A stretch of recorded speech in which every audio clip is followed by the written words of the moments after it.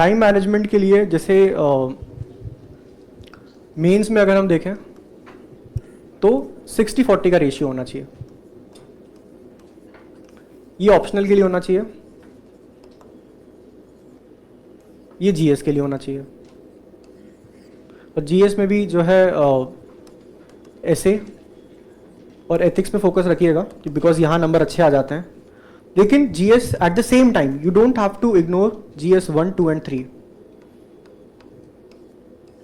ठीक है, अब इसमें आप टाइम डिवाइड करिए आपस में कि ऐसे में आप कितना समय देना चाहते हैं, या अब वो पर्सनलाइज्ड है। किसी का ऐसे अच्छा होता है, मेरा नहीं है, तो आपको ऐसे में ज़्यादा टाइम देना पड़ेगा। किसी का GS2 अच्छा होता है, किसी को प्रॉब्लम होती है GS2 में, तो जिसको प्रॉब्लम होगी वो ज़्यादा समय देगा GS2 को लेके। एथिक्स में तो अच्छा खासा समय सबको देना पड़ता है बिकॉज यहाँ पे नंबर आ जाते हैं थोड़े। ठीक है, तो मेंस के लिए ऐसे डिवाइड करिए और टाइम मैनेजमेंट ऐसा करिए जैसे प्रीलिम्स और मेंस है। पूरे साइकिल का टाइम मैनेजमेंट कैसे होगा, प्रीलिम्स है, मेंस है, तो अभी आप तैयारी कर रहे हैं। ठीक है, अभी आप लोग अटेम्प्ट देंगे 2023। अभी तो आप क्लासेस करिए, जो भी आपकी क्लासेस हैं, नोट्स बनाइए। नोट्स के हो सके तो जैसे जब आप घर जाते हैं और सिर्फ रिवाइज मत करिए नोट्स को, हो सके तो नोट्स के शॉर्ट नोट्स बना लीजिए बिकॉज बाद में वो काम आता है यार। ठीक है, बाद में जैसे आपके जब रजिस्टर भर जाते हैं खूब सारे, तो वो उन रजिस्टर्स को पढ़ने का टाइम नहीं होता प्री और मेंस के बीच में। तो अगर आपके पास अभी से शॉर्ट नोट्स होंगे तो आप प्री और मेंस के बीच में सीधे रिवाइज करके टेस्ट लगा देंगे। ठीक है, और फिर उसके बाद अभी आपने क्लास की, अब जनवरी या फरवरी तक क्लास खत्म हुई चाहे नहीं हुई, आपका टेस्ट लगाना शुरू हो जाना चाहिए। और यहीं पे I will slightly divert from the point, और मैं एक इंपॉर्टेंट चीज़ को आप लोग के साथ जैसे सजेस्ट करूंगा कि एक अच्छा जो पीयर ग्रुप होता है ना, उसका बहुत वैल्यू होता है इस एग्ज़ाम में। तो मेरे साथ क्या था कि मैं भी थोड़ा आलसी टाइप का था, हूँ भी। तो मेरे 2 दोस्त थे, अभी भी हैं यार, ऐसा नहीं कि दोस्ती टूट गई है। तो वो लोग ना बड़े सीरियस रहते थे और फिर उनका ये था कि आज हम लोग ये टेस्ट लगाएंगे चाहे कुछ भी हो जाए, फिर कल हम लोग ये टेस्ट लगाएंगे, परसों ये टेस्ट लगाएंगे।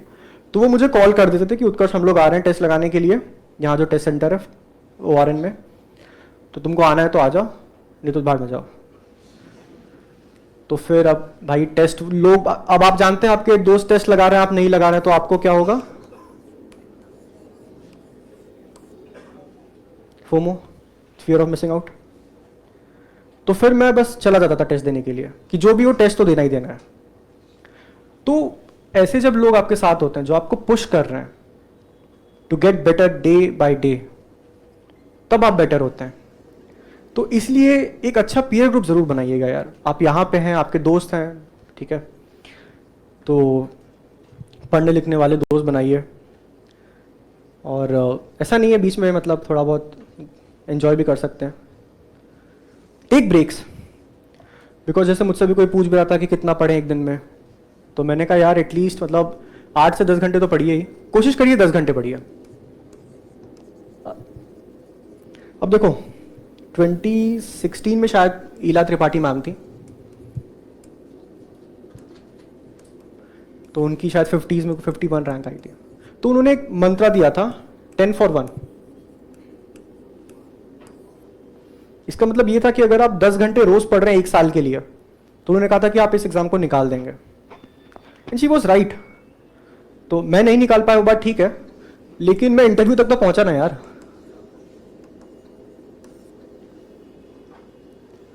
तो आप ना अपने स्टडी आवर्स को, जैसे मेरे जो एवरनोट्स होते हैं, तो उसमें एक एवरनोट, एक बुक है, उसका टाइटल है ऑर्गेनाइजिंग लाइफ,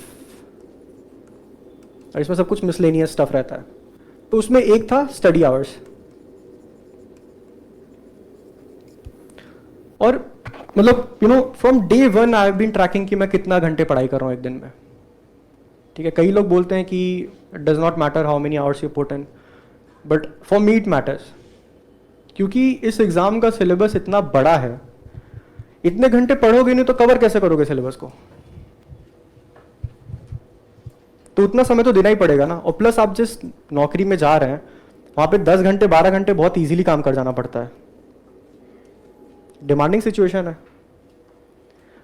तो मैं आपको सजेस्ट करूंगा कि एटलीस्ट आप इस चीज को फॉलो करिए और आप खुद ही रिजल्ट देखेंगे अपने आप में। ठीक है, तो टाइम मैनेजमेंट की जो बात हो रही थी, तो फिर जनवरी फरवरी तक आपने शुरू कर दिया टेस्ट लगाना, एक अच्छा पीयर ग्रुप बनाया,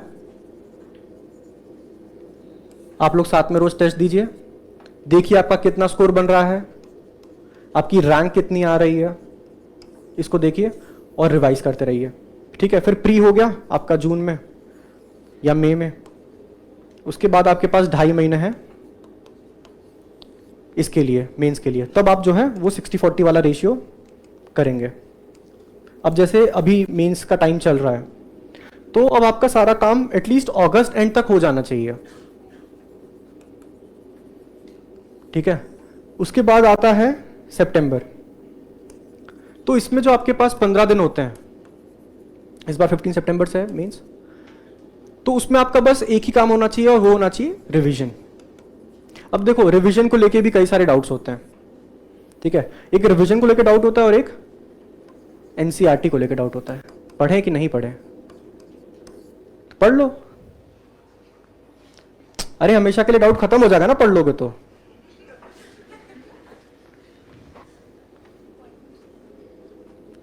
6 से 12 तक की एक बार पढ़ लो यार, हिस्ट्री, ज्योग्राफी, इकोनॉमिक्स, सोसाइटी और पॉलिटी, एक बार पढ़ के इसके शॉर्ट नोट्स बना लो। उसके बाद ही हमेशा के लिए क्वेश्चन खत्म हो जाएगा एनसीईआरटी पढ़ना है कि नहीं पढ़ना है। और इट हेल्प्स ऑल्सो यार, आपका बेसिक क्लियर हो जाएगा और प्लस प्रीलिम्स में काफ़ी हेल्प हो जाती है इसको पढ़ के। कई बार यार पता लगता है कि 6th या 7th क्लास की हिस्ट्री की किताब से यूपीएससी में क्वेश्चन आया हुआ है। ठीक है, now it might look very kiddish, but ऐसा नहीं है यार, यूपीएससी कुछ सोच के वो पूछ रही है आपसे। तो अब ये जो मैं रिवीजन की बात कर रहा था, अब रिवीजन का एक डाउट ये रहता है कि रोज रिवाइज करें कि एक हफ्ते में एक बार करें कि एक महीने में एक बार करें। अब दैट विल डिफर, वो एक पर्सनलाइज चीज़ है, लेकिन मेरा ऐसा होता था कि मैं एंड में रिवीजन करता था। एंड में जो 30 डेज समझ लो बच गए, 20 से 30 दिन, क्योंकि ये अप्रोच इंजीनियरिंग कॉलेज का होता है। लास्ट में सब कुछ पढ़ लो, इससे फ़ायदा भी होता है यार। तो जैसे लास्ट में आपने 20 से 30 दिन है, इसमें आपका कम से कम 3 रिवीजन तो हो जाएगा। तो एग्जाम से जब पहले आपने जस्ट पहले चीज़ों को 2 से 3 बार रिवाइज किया हुआ है, तो एग्जाम के टाइम पे वो चीज़ आपको याद रहेगी। बहुत पहले से पढ़ लेंगे तो आपको उसको बार बार पढ़ना पड़ेगा, और इतना टाइम नहीं है कि एक ही चीज़ को बार बार पढ़ें, और भी तो चीज़ों पढ़नी है ना हम लोगों को। तो मेरा तो यही अप्रोच था कि जब एग्जाम पास में आएगी तब मैं पढ़ूंगा, उसके पहले 1 महीने पहले तक सब निपटा दो, जो भी टेस्ट है, जो भी है, जो भी नोट मेकिंग है, सब पहले निपटा दो, ताकि खाली रिवीजन रह जाए। या हद से हद कुछ टेस्ट अगर लास्ट टाइम के लिए आपको लगाने हैं, ताकि आप उस एग्जामिनेशन मोड में आ जाएं, तो आप ये काम कर सकते हैं। तो फिर क्या होता है कि टाइम मैनेजमेंट में एक और चीज़ ये है कि आप एक साइकिल को सिमुलेट करिए। अब ये प्रीलिम्स में भी आप करिए और मेंस में भी करिए। What do I mean by that? Prelims में आपको एक दिन में 2 पेपर लगाने हैं, ठीक है, 2 घंटे का 3 घंटे का गैप मिलता है। तो आप जब यहाँ पे हैं तो यहाँ पे भी आप वैसे ही करिए इस चीज़ को। और मेंस तो यार बहुत एग्जॉस्टिंग होता है, ठीक है, बहुत उसमें आपका फिजिकल मेंटल सारा करेज टेस्ट हो जाता है। तो मेंस के लिए एक बार अगर आपने साइकिल को सिमुलेट कर दिया, और आई थिंक ये कोचिंग्स करवाती भी हैं, यहाँ पे जब टेस्ट होता है तो वो करवाती भी हैं। एक दिन आपसे ऐसे लेंगी, अगले दिन आपसे जीएस लेंगी 1-2, फिर उसका जीएस 3-4, फिर ऑप्शनल का। तो ये एक बार आप कर लेंगे तो आप एक तरीके से रेडी हो जाएंगे मेंस को एक्चुअली फेस करने के लिए। अब जो दूसरा एस्पेक्ट होता है टाइम मैनेजमेंट का, वो होता है कि डेली टाइम मैनेजमेंट कैसे करें। तो देखो, इतना घंटे तो मतलब चाहिए ही नींद,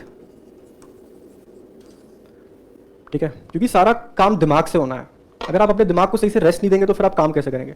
अब ना this can very, plus minus जो भी, दिस में वेरी, बट एक सफिशिएंट अमाउंट ऑफ स्लीप जरूरी है, क्योंकि आप 1 दिन कम सोएंगे, 2 दिन कम सोएंगे, 3 दिन कम सोएंगे, फिर चौथे दिन पैरासीटामोल खाएंगे। तो ये जरूर करिए। उसके बाद क्या कहा मैंने, 10 आवर्स ऑफ स्टडी।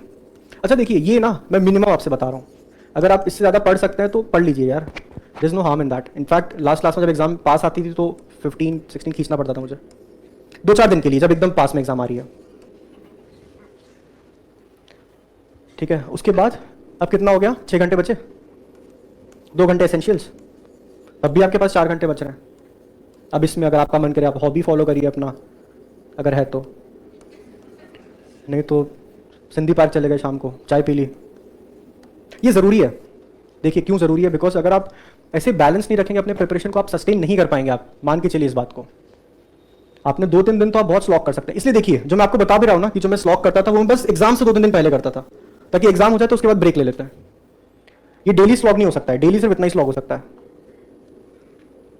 ठीक है।